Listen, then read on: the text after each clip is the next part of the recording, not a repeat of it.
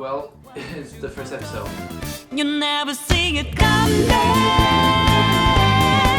So the first news is that 5 planets are gonna align with the planet Earth on the month of June. Them would be, I forgot. Mercury, Venus, Mars, Jupiter, and Saturn.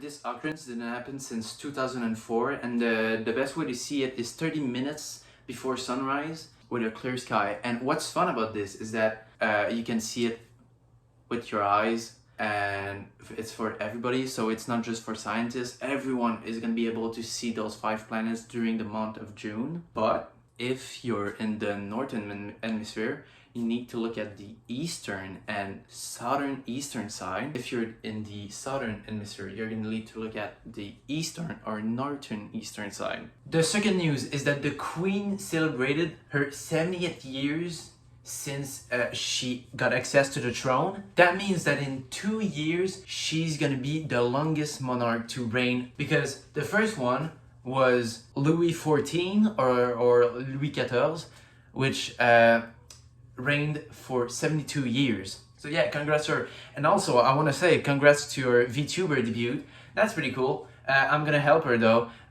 She kind of shook her hand, didn't say a lot of stuff. Be careful next time. Try to be sure to put some lore in it. The third good news is that the Turkey changed their name to Turkey. Türkiye. The campaign started in December 2021, and the UN finally accepted. The spokesman of the UN, Stefan Dujarric, stated, "Countries are free to choose the way they want to be named.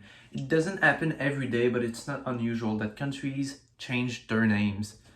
The best example for that is Ivory Coast, who changed their name to the French pronunciation, who is Côte d'Ivoire, and Swaziland, who changed their name to Eswatini.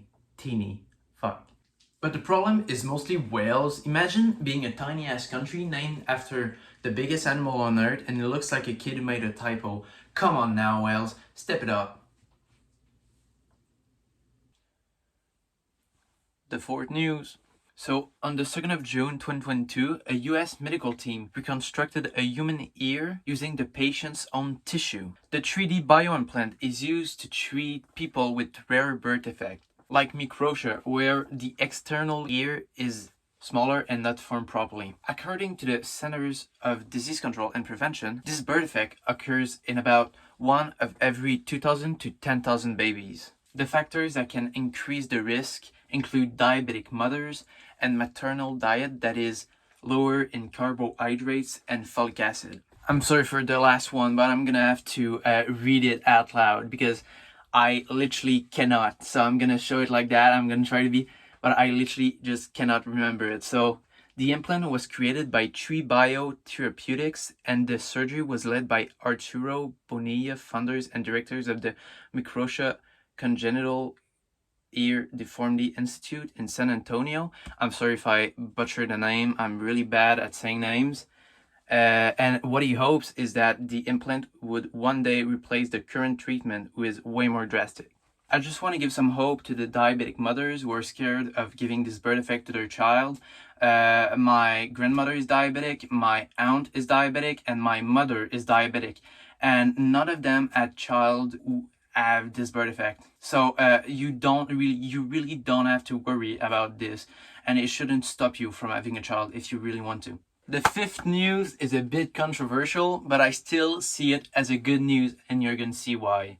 On Tuesday, May 31st, 2022, Canada drug regulator announced that it will temporarily decriminalize drugs for personal use in British Columbia. And all of that will start on the 31st of January 2023. And the reason for that is because of an unprecedented and growing overdose crisis in the province.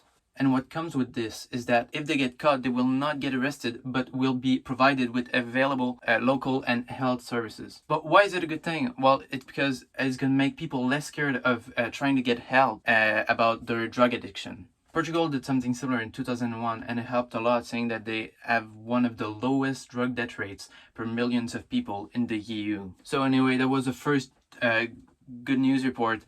So if you liked it, well, fuck you.